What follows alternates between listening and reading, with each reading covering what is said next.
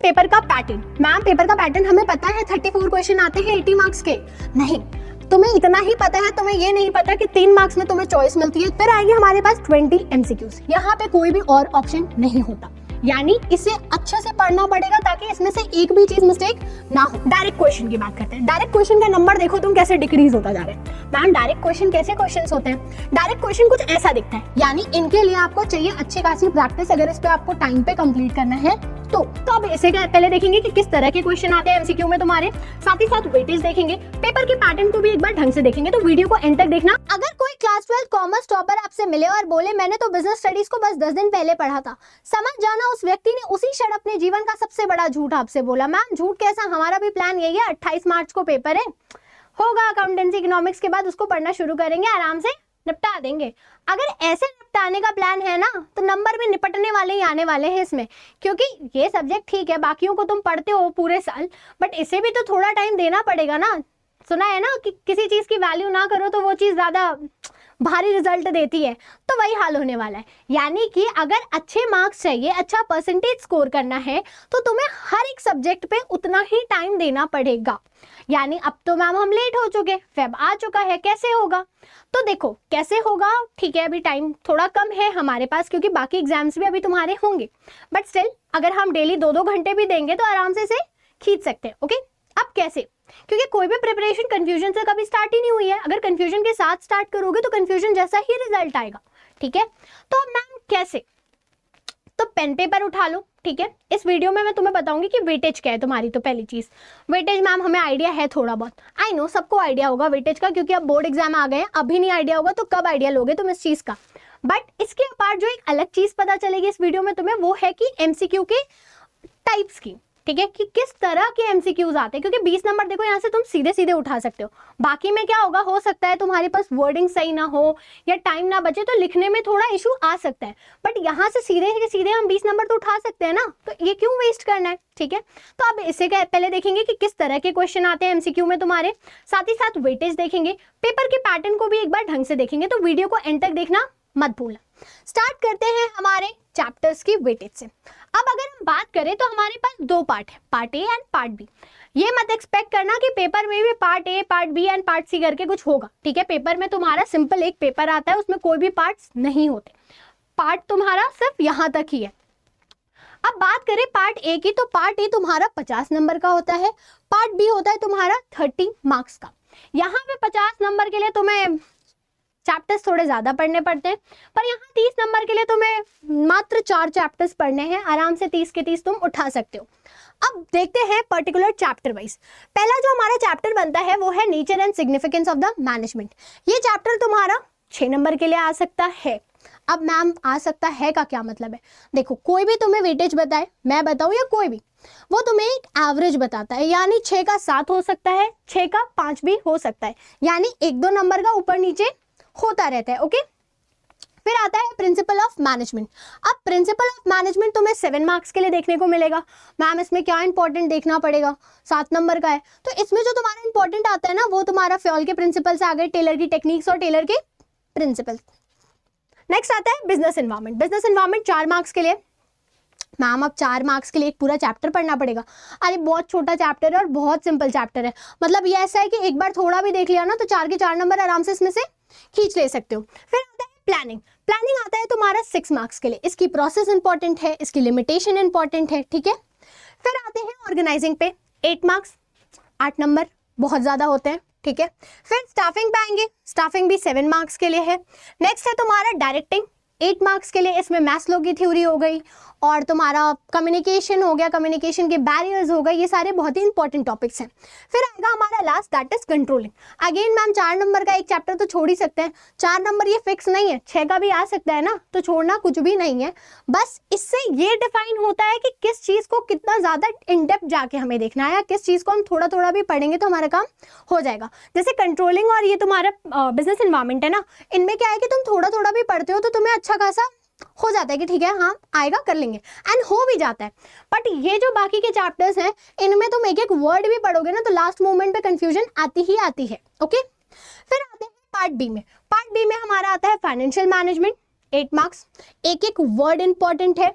Next है financial market. अब इसमें हम बात करें क्या इंपॉर्टेंट आ सकता है, प्राइमरी और सेकेंडरी का डिफरेंस, कैपिटल और मनी मार्केट का डिफरेंस। ओके, फिर है marketing management. Marketing management 11 marks. सोचो अगर मार्केटिंग मैनेजमेंट तुमने एकदम एक एक वर्ड अच्छे से पढ़ा हो और 11 की जगह इससे 13 या 14 नंबर के क्वेश्चन आ गए, तब सोच लो भाई, 13-14 नंबर एक चैप्टर से मिले तो कितनी बड़ी बात है। 11 भी हालांकि बहुत बड़ी बात है, ठीक है। मुझे कोई बोल दे कि एक चैप्टर पढ़ के आपके 11 नंबर आ सकते हैं, भाई मैं तो उसका एक एक वर्ड घोल के पी जाऊं। फिर आता है हमारा कंज्यूमर प्रोटेक्शन। अगेन 4 नंबर, छोटा चैप्टर, अच्छे से पढ़ लिया तो 4 यहाँ पे एकदम आराम से ले जा सकते हो। ओके, तो ये है हमारी एवरेज वेटेज। बार बार बोल रही हूँ, एवरेज वेटेज है, ऊपर भी जा सकता है, कम भी हो सकता है, बट इतना ही अप्रॉक्स जाएगा, ठीक है। नेक्स्ट आता है पेपर का पैटर्न। मैम पेपर का पैटर्न हमें पता है, 34 क्वेश्चन आते हैं 80 मार्क्स के। नहीं, तुम्हें इतना ही पता है, तुम्हें ये नहीं पता कि 3 मार्क्स में तुम्हें चॉइस मिलती है, 4 मार्क्स में तुम्हें चॉइस मिलती है, 6 मार्क्स में भी तुम्हें चॉइस मिलती है। बहुत लोग मिस्टेक यहाँ पे क्या करते हैं कि भाई और लिखा होता है, उनको और नहीं दिखता, पेपर लिखने की धुन में इतने पागल हुए जाते हैं कि पूरे के पूरे क्वेश्चन का आंसर करने लग जाते हैं, और ये तो देखते ही नहीं है कि अगर मान लो क्वेश्चन नंबर 4 में, ठीक है, एग्जाम्पल के लिए 4 में 2 क्वेश्चन दिए हैं, बीच में और लिखा है, नंबर तुमने 2 अटेम्प्ट किए, नंबर वो तुम्हें दोनों के नहीं देगा, देगा तो वो एक ही के देगा, ठीक है, उल्टा तुम्हारा टाइम भी ज्यादा हो जाएगा। देखते हैं, तो ठीक, एक चीज याद रखना, जब भी पेपर पढ़ना, जब तुम्हें एक्स्ट्रा टाइम मिलता है, पेंसिल लेके उस और को मार्क कर लेना, ताकि कभी कभी क्या होता है ना, झटके झटके में हम करने लगते हैं तो ध्यान नहीं जाता, फिर हम वो और वाले क्वेश्चंस भी अटेम्प्ट करते चले जाते हैं। अब बात करते हैं पैटर्न की। तो सबको पता है 3 घंटे का पेपर है, टाइम मैनेजमेंट बहुत इंपॉर्टेंट है। नेक्स्ट है 80 नंबर का पेपर है, मैम पता है हमें। फिर आता है 34 क्वेश्चन, अगेन मैम हमें तो ये भी पता है। फिर आएंगे हमारे पास 20 MCQs, यहाँ पे कोई भी और ऑप्शन नहीं होता, यानी इसे अच्छे से पढ़ना पड़ेगा ताकि इसमें से एक भी चीज मिस्टेक ना हो। फिर आएगा हमारे पास 3 मार्क्स के क्वेश्चन। जो 3 मार्क्स के क्वेश्चन है, 4 होंगे पर तुम्हारे पास 2 ऑप्शंस होंगे। फिर आएंगे 4 मार्क्स के क्वेश्चन, अगेन तुम्हारे पास ऑप्शन होगा 2 क्वेश्चन का, 6 क्वेश्चंस रहने वाले। फिर आते हैं 6 मार्क्स के क्वेश्चन, जहां पे तुम्हें अगेन 4 क्वेश्चंस मिलते हैं बट 2 का ऑप्शन मिलता है। एंड वर्ड लिमिट्स याद रखना, 50 से 75 दिया है तो 75 से हद्दा हद्दी 90 लेके जाना, 90 से ऊपर एक वर्ड मत लेके जाना, क्योंकि फिर टाइम मैनेजमेंट नहीं हो पाएगा। अब पूछा है यहाँ पे 150 का और तुम लिखने लगो 250-500 के मतलब वर्ड्स में आंसर, तो फिर तो यार तुम्हारा अच्छा खासा टाइम वेस्ट हो जाएगा इसी चीज में। ओके, फिर आते हैं मैम आप कह रहे थे कुछ MCQ के बारे में, MCQ के टाइप्स बताओगे। तो अगर हम MCQ के टाइप बताए ना, तो देखो MCQ जो भी है हमारे, वो पहले 21 से पहले ना बहुत कम आते थे, ठीक है। 21 में एग्जाम नहीं हुआ, ऑल थैंक्स टू कोविड, ऐसे ही सबको पास कर दिया गया। फिर 22 में CBSE को रियलाइज हुआ अब हमें हमारे पैटर्न को चेंज करने की जरूरत है, तो उन्होंने 2 तरह से एग्जाम लेना स्टार्ट कर दिया था। एक एग्जाम होता था जिसमें एक टर्म में लिया था उन्होंने, उसमें क्या किया था कि सिर्फ MCQ लिया था, फिर एक टर्म लिया था जिसमें डिस्क्रिप्टिव सारे लिए थे, ठीक है। तो हम उन दोनों को कंसिडर ही नहीं करते, क्योंकि CBSE को भी रियलाइज हुआ ये तो पॉसिबल ही नहीं है इस तरह से कर पाना, तो यहाँ पे इसीलिए सिर्फ 3 इयर्स का एनालिसिस लिया गया है। अब देखते हैं कैसे। डायरेक्ट क्वेश्चन की बात करते हैं। डायरेक्ट क्वेश्चन का नंबर देखो तुम कैसे डिक्रीज होता जा रहा है। मैम डायरेक्ट क्वेश्चन कैसे क्वेश्चंस होते हैं? डायरेक्ट क्वेश्चन कुछ ऐसा दिखता है, in dash the management market the price are determined and decided by the management of the company. ये तो एक डायरेक्ट क्वेश्चन हो गया, बट पहले ये डायरेक्ट क्वेश्चन ज्यादा आते थे, अब ऐसे डायरेक्ट क्वेश्चंस आपको ज्यादा देखने को मिलते हैं, यानी थोड़ा तो दिमाग 1 सेकेंड ज्यादा लगाना पड़ता है। यानी which of the following are the example of legal environment. अब तुम एक एक ऑप्शन को देखोगे, फिर यहाँ पे बैठाओगे तो थोड़ा टाइम जाएगा, तो ये मत कहना कि मैम डायरेक्ट तो इसको कहते हैं, इसको कैसे डायरेक्ट कह दिया, डायरेक्ट में ये भी आता है। ओके, अब बात करते हैं, अब ऊपर से कहीं से कम करोगे तो कहीं तो आप वेटेज दे रहे होगे ना, यानी डायरेक्ट से शिफ्ट हो गया। अब ये कहाँ पे जा रहे हैं? केस स्टडीज पे जा रहे हैं। ऑब्वियसली CBSE ने अपना ये जो बिजनेस स्टडीज का पेपर है 50% केस स्टडी 50% नॉर्मल पे रखा हुआ है, तो MCQ में भी ये कहता है कि हम क्यों छोड़े कमी, हम तो इसमें भी केस स्टडीज पूछेंगे। तो अब यहाँ पे देखो नंबर इंक्रीज हो रहा है। अब 23 6 क्वेश्चन आए, 24 5 क्वेश्चन दे दिए, 25 में इन्होंने कितने दिए? 6 क्वेश्चन दिए, ठीक है। हो सकता है 7 हो जाए या फिर 6 या 5 पे वापस से ये आ जाए। फिर आता है मैच द फॉलोइंग। तीनों साल कॉन्स्टेंटली एक क्वेश्चन और एक क्वेश्चन इस साल भी एक्सपेक्टेड है। फिर आता है इमेज। इमेज का मैम क्वेश्चन कैसा होगा? अब इमेज बना के देंगे क्या? लास्ट ईयर के पेपर में अगर आपने सैम्पल पेपर अभी प्रैक्टिस करना स्टार्ट किया होगा तो आपने देखा होगा एक आयरन की इमेज थी और इसमें पूछा गया था बताओ इस पे कौन सा मार्क यूज होगा। ओके, तो इमेज के ऐसे क्वेश्चंस आपको देखने को मिल सकते हैं। फिर नेक्स्ट आता है असर्शन एंड रीजन। मैम अब ये क्या है असर्शन एंड रीजन? मतलब असर्शन एंड रीजन एक ऐसे क्वेश्चंस होते हैं ना जो मुझे लगता है अच्छे अच्छे लोगों की हालत खराब हो जाती है इनसे, क्योंकि देखो इसमें क्या है, असर्शन सही है, रीजन गलत है, या दोनों सही है दोनों गलत है, ये जान पाना बहुत ईजी होता है, ठीक है। बट एग्जामिनर अपनी साइड से उस रीजन को सही कंसिडर करता है या नहीं, ये मुश्किल होता है, मतलब आपको देख पाना, ठीक है। बहुत कभी कभी ना इसमें क्या होता है, ऐसा तुक्के और ये भी काम कर जाते हैं, बट ज़्यादातर ये क्वेश्चंस डिमांड करते हैं प्रैक्टिस, यानी इनके लिए आपको चाहिए अच्छी खासी प्रैक्टिस, अगर इस पे आपको टाइम पे कंप्लीट करना है तो। फिर आता है असर्शन रीजन। देखो 23 में एक भी नहीं पूछा, फिर इन्होंने 24 में कहा कि अब तो हम हमारे स्टूडेंट्स को स्मार्ट बनाएंगे, अब हम पूछना स्टार्ट करेंगे असर्शन रीजन। एक पूछा, दो पूछा, एक्सपेक्टेड 3 है इस बार भी।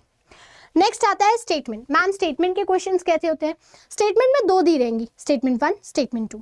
स्टेटमेंट 1 बताओ कि करेक्ट है, स्टेटमेंट 2 दोनों करेक्ट है, दोनों इनकरेक्ट है, या एक कोई करेक्ट है और एक कोई इनकरेक्ट है, ऐसे क्वेश्चंस आते हैं। तो ओवरऑल जो हमारे एमसीक्यू का पैटर्न है ना, इन्होंने बहुत डिफिकल्ट करना स्टार्ट कर दिया है, यानी जितने लोग ज्यादा इसकी प्रैक्टिस किए रहेंगे उतना ही इजीली इसको वो लोग कर पाएंगे। मैम प्रैक्टिस कहाँ से करें? हमें तो बहुत बेसिक क्वेश्चंस देखने को मिलते हैं, ऑब्वियसली देखने को मिलेंगे, क्योंकि अभी इससे पहले होता नहीं था, होता भी था तो हाई लेवल एग्जाम्स में होता था, इनमें नहीं होता था।